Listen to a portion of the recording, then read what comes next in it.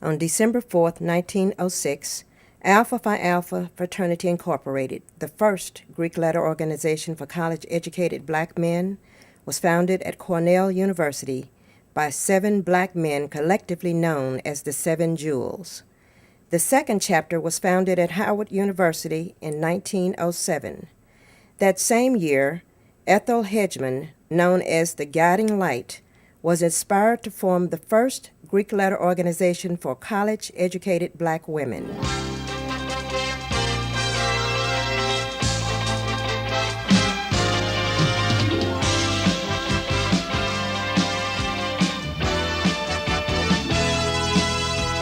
Courage is what it took for the women of 1908. Alpha Kappa Alpha sorority was founded January 15, 1908, on the campus of Howard University with emphasis on service to all mankind, and was incorporated January 29, 1913, by a group of black women collectively known as the 20 Pearls.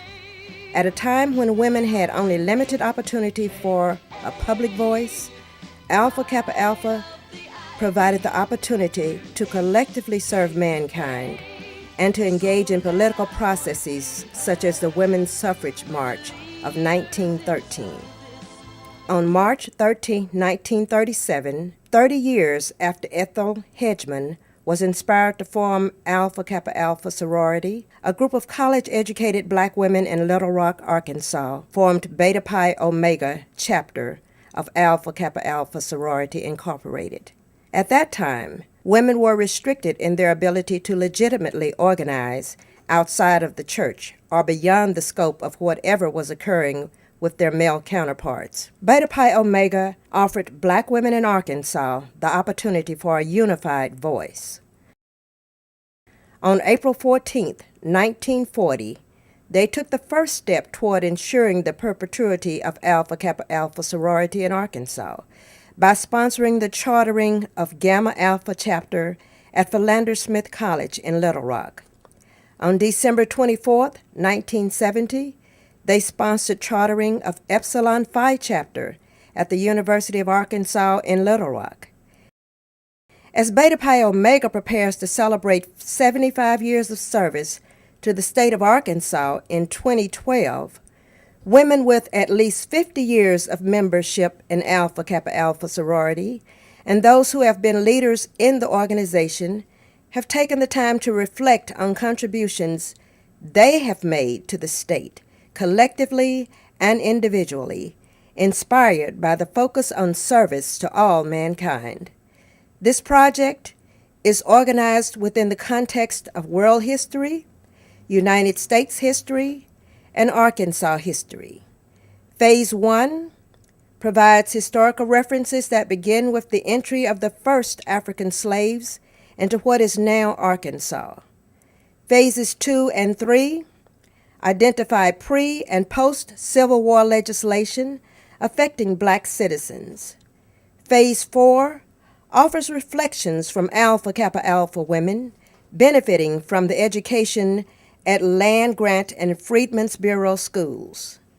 Phases 5 and 6 present reflections from Alpha Kappa Alpha women on the challenges they faced as they set precedents in the areas of education and politics following the signing of the Civil Rights Bill of 1964, 100 years after the 1863 signing of the Emancipation Proclamation. Mary Louise Williams. Our mission for Alpha Kappa Alpha is scholarship, community service. We always had projects. Mary Louise Williams was the 11th president of Beta Pi Omega chapter of Alpha Kappa Alpha sorority incorporated, and the 13th South Central Regional Director of Alpha Kappa Alpha sorority incorporated. I'm the 13th Regional Director of Alpha Kappa Alpha South Central Region. I chartered 17 chapters. And I chartered 3 chapters in Arkansas, the one at Jonesboro, the one at Arkadelphia, and the one at Conway, UCA. And I started four other chapters that the following regional director completed. And the interesting thing about those years, let me tell you, colleges, especially the white universities, wanted something for the young blacks to do. So they were my great supporters. She was the first member of Beta Pi Omega chapter of Alpha Kappa Alpha to represent the state of Arkansas in this capacity. Mary Louise has a bachelor's degree in music from Lincoln University and 2 master's degrees, one in education and one in administration, both from the University of Arkansas in Fayetteville. The Little Rock School District moved to desegregate its high school faculty. Once again, Little Rock Central High School was the chosen site for desegregation. In answering that charge, Alpha Kappa Alpha women were the first to step beyond the doors. Opal Harper was the first black teacher to integrate the faculty of Little Rock Central High School. Her tenure began in September 1967. Her accomplishments were noted in the September 29, 1967 issue of Life magazine. I did a lot of growing because this is the first time I had been in a majority white setting. And then it got to the place, it's just like anywhere else, because they are not going to run over me. I get that feeling. I am the teacher, and I know what I'm doing, and I know how to teach. I am the teacher, and I know what I'm doing, and I know how to teach. In 1966, Hazel Bullock, an Alpha Kappa Alpha woman, became the second black teacher to work at Little Rock Central High School and the first black teacher hired to work at Little Rock Central High School. I was hired to go to Little Rock Central High School. I never worked in the Little Rock school system, so I was not one of those persons who was selected. I was actually a hired teacher to go over there. When I went into Central, there were certain social aspects that I no longer emphasize, that I stayed strictly with the academics. That was one thing I found out. Janet Davis Tate. I am Janet Davis Tate, and I had the pleasure of serving as the 18th president of Beta Pi Omega chapter. Janet Tate was the 18th president of Beta Pi Omega. She is a graduate of the University of Arkansas at Little Rock and a charter member of Epsilon Phi chapter of Alpha Kappa Alpha sorority. In addition to her national and regional leadership accomplishments, she changed the focus of the New Directions program for at-risk youth to include a focus on self-esteem, personal hygiene, careers, goal setting, arts and crafts, and field trips for cultural enrichment. Beta Pi Omega continued the tutoring projects and read and present workshops at Wright Cell Academy, Beta Pi Omega's adopted school. The organization had many community partnerships, including the Battered Women's Shelter, United Negro College Fund Banquet, Urban League, Martin Luther King Jr. and Wright Cell Schools, several churches, Arkansas Territorial Restoration, and Black community developers. $6,000 in scholarships was awarded during her tenure. My full name is Wilhelmina Epps Llewellyn. Wilhelmina Epps Llewellyn. I am a 51-year member. I was initiated in 1958 into Alpha Rho chapter of AM&N College, now called UAPB. I am a retired educator. I taught for 35 years in the state of Arkansas, starting off in a small town called Hermitage as a high school social studies teacher. After 3 years at Hermitage, my husband and I taught at Altima High School. I taught 6th grade, and I found that I loved the younger children much more than the high school kids.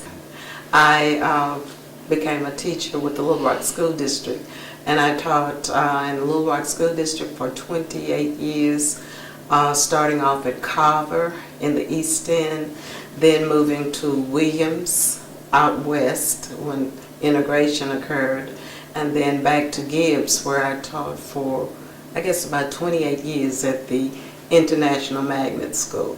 And I especially enjoyed working in the International Studies School because that tied in with my social studies background.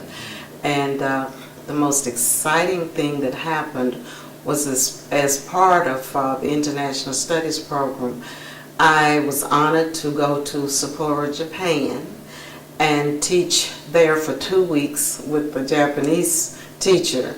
And 2 years later, the Japanese teacher came and stayed in my home. Wilhelmina Llewellyn was the 19th president of Beta Pi Omega. She was an exchange teacher in Sapporo, the 5th largest city in Japan by population. In addition to the usual Beta Pi Omega community service projects, she increased the level of scholarship awards to $10,000 a year. During her tenure, Beta Pi Omega brought Dr. Mae Jemison, an Alpha Kappa Alpha woman, who was the first black female astronaut, to Little Rock. Being politically active, she initiated the first Arkansas AKA Day at the Capitol. This statewide event allows Alpha Kappa Alpha women to meet with state legislators and address issues of significance to their respective communities. Beta Pi Omega also hosted a reception for Cornel West in conjunction with the opening of a slave ship exhibit in Little Rock. She also served as an Arkansas state legislator. Cassandra Norman. My name is Cassandra Norman, and I have been affiliated with Alpha Kappa Alpha for over 35 years. I graduated from Philander Smith College in '78, and I was out for about 10 years, but I got back into membership of Beta Pi Omega in '88. Cassandra Norman served as the 20th president of Beta Pi Omega. She has a Bachelor of Arts in Elementary Education from Philander Smith College and a Master's of Education from the University of Arkansas at Fayetteville in Learning Disabilities. During her tenure, she sought to expand the Alpha Kappa Alpha presence through the national platforms of Alpha Kappa Alpha Sorority Incorporated. She continued tutoring partnerships with Wrightsell Academy and Watson Elementary Schools. Consistent with the Alpha Kappa Alpha Black Family Platform, she continued the New Directions program through partnership with the Nathaniel Hill Center. Beta Pi Omega partnered with Baptist Health to sponsor a yearly women's health program for the community, consistent with the National Alpha Kappa Alpha Health Platform. While she continued to focus on scholarship and community service, she saw the value of incorporating the Beta Pi Omega Foundation as a national nonprofit 501c3 in 2004. This effort helped to expand the venue for achieving Alpha Kappa Alpha's mission and goals.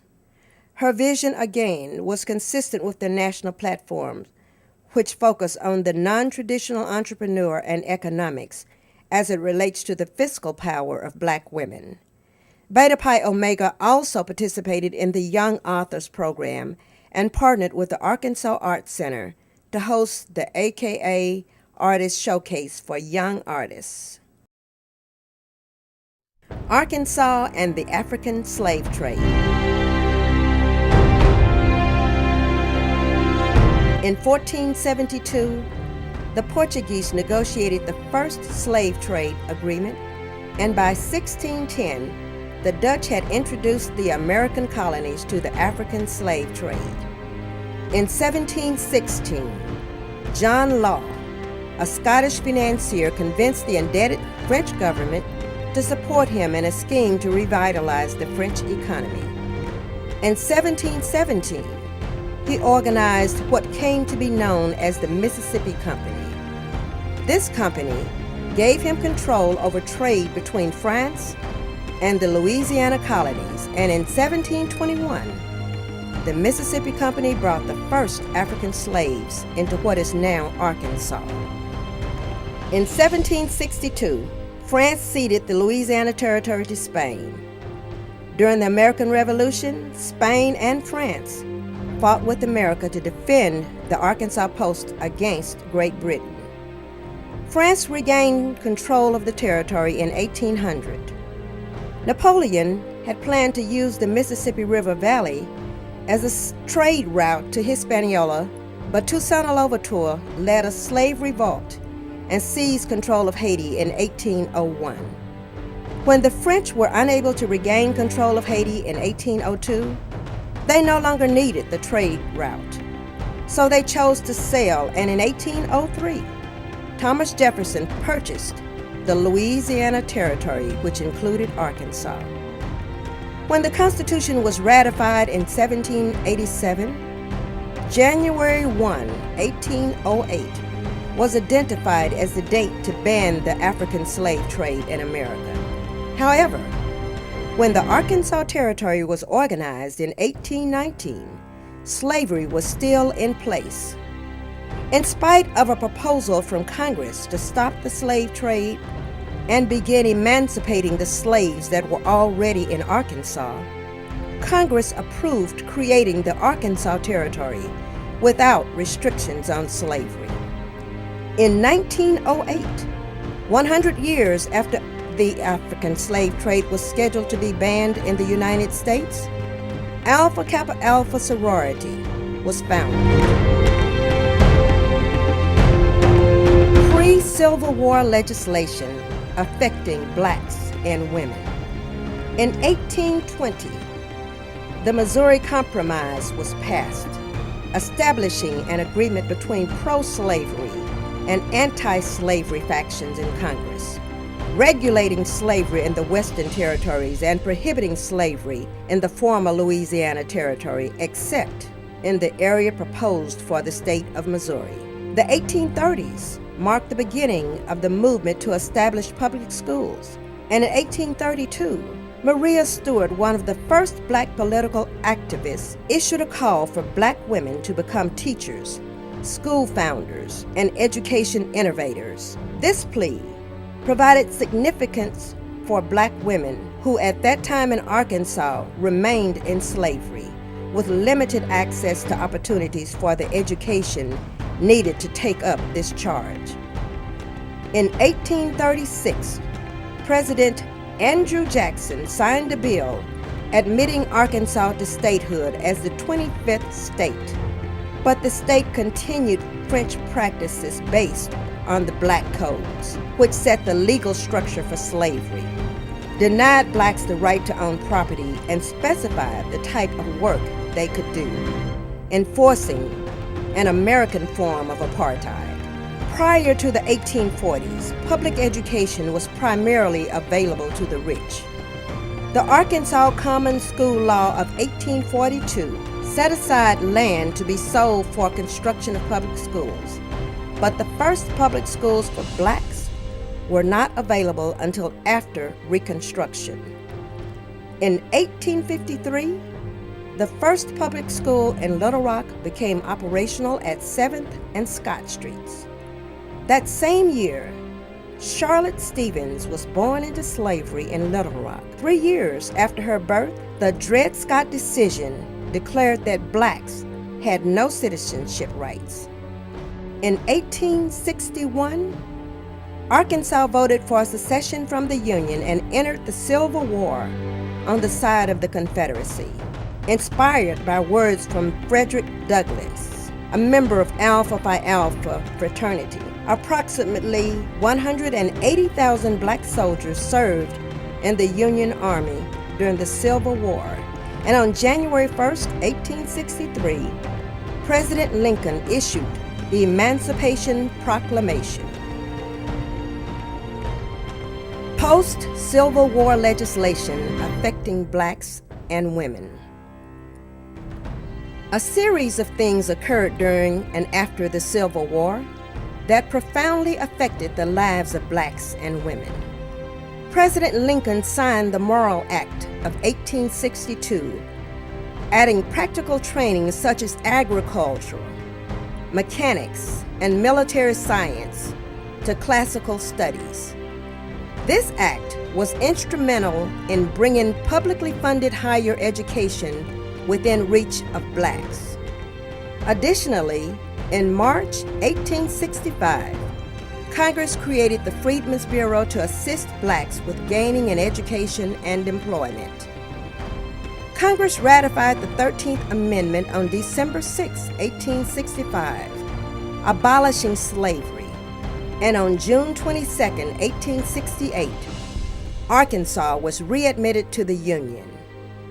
Around 1867, 14 years after the opening of the first public schools for white students in Little Rock, the Quakers established the Union School, the first elementary, junior high, and high school for black students, located on State Street between 6th and 7th Streets in Little Rock.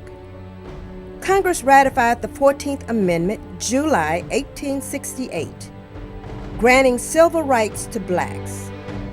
In 1869, 1 year after ratification of the 14th Amendment, Charlotte Stevens, the first black woman in Arkansas to attend college, started a teaching career that spanned 70 years, earning her recognition for the longest teaching career in the United States. She symbolized to black women that they could indeed become teachers, school founders, and education innovators, consistent with the 1832 plea from Maria Stuart. Ratification of the 15th Amendment in 1870, granting black men the right to vote, was inconsequential in some southern states due to the imposition of Jim Crow laws like poll taxes.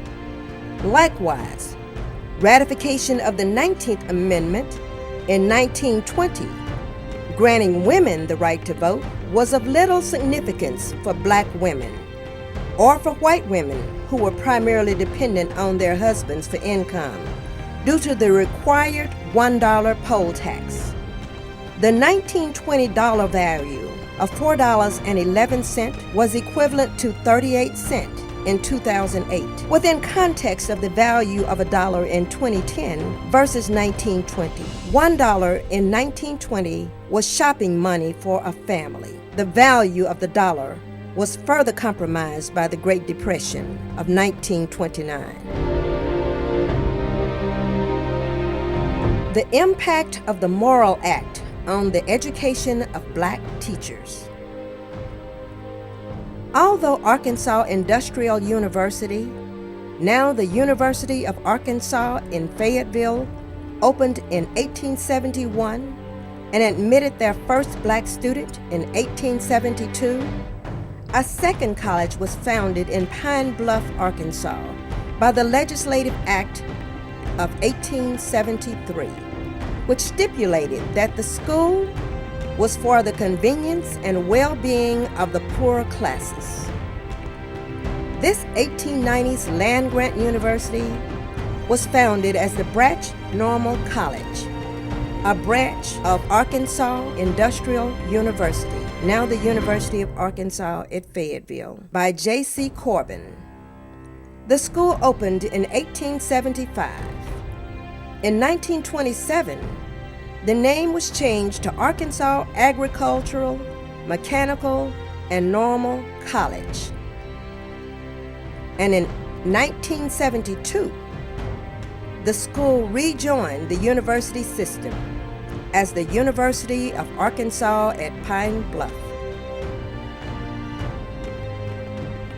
1872, also marked the opening of the Capitol Hill Elementary School for Blacks at 1020 Wolf Street in Little Rock, where both Charlotte Stevens and Jefferson G. Ish were reported to have taught. In 1891, Jefferson G. Ish was named principal of the 21st Street School for Blacks, which was later renamed Bush Elementary. Ish later became a math teacher and principal at Union High School, where Charlotte Stevens also worked as a history and Latin teacher. Ish served as principal of the Arsenal Grammar and Primary School for Blacks in 1885. Overall, the post-Civil War period was a very significant period for public and private education of Southern blacks. Although the University of Arkansas at Pine Bluff was the only land-grant college in Arkansas founded primarily for blacks, a number of other private colleges opened in Arkansas during Reconstruction to educate blacks and support the transition from slavery to freedom. In 1877, Walden Seminary, supported by the Freedmen's Bureau, was founded in affiliation with the United Methodist Church. The school was renamed Philander Smith College in 1882. In 1884, Arkansas Baptist College was founded in Little Rock by black and white religious leaders as the Ministers Institute, with funding primarily from the colored Baptists of the state of Arkansas. Finally, in 1886, Shorter College was founded by the African Methodist Episcopal Church in North Little Rock. Reflections of Alpha Kappa Alpha women with at least 50 years of membership in Alpha Kappa Alpha Sorority Incorporated. Saminelle Tallett, an Alpha Kappa Alpha woman with more than 60 years. My name is Saminelle Tallett. I was initiated in 1947, which makes me a 62 member. I transferred to I was initiated at Phi Chapter Wild College, transferred to Beta Pi Omega Chapter in 1964. Saminelle Tallett was the 15th president of Beta Pi Omega Chapter of Alpha Kappa Alpha Sorority Incorporated. She has a bachelor's degree from Wiley College and a master's in library science from the University of Indiana in Bloomington. She increased scholarships to $3,000 per year and expanded the Youth Services Project to include both males and females. According to Beta Pi Omega Chapter History, this project, termed New Directions, was designed to help increase the achievement level among youth. She promoted religious, community, and professional partnerships with special attention to Philander Smith College. This video affords the women of Beta Pi Omega Chapter of Alpha Kappa Alpha Sorority Incorporated an opportunity to celebrate and embrace our rich history. It affords us the opportunity to share our achievements, to learn from our predecessors and teach our successors as we rededicate our lives to the challenge of our founders to be of service to all mankind. It allows us to demonstrate our efforts by merit and by culture, to challenge social injustice and inequality in a manner that contributes to the great wealth of knowledge and the diversity of thought and culture existent in the great state of Arkansas.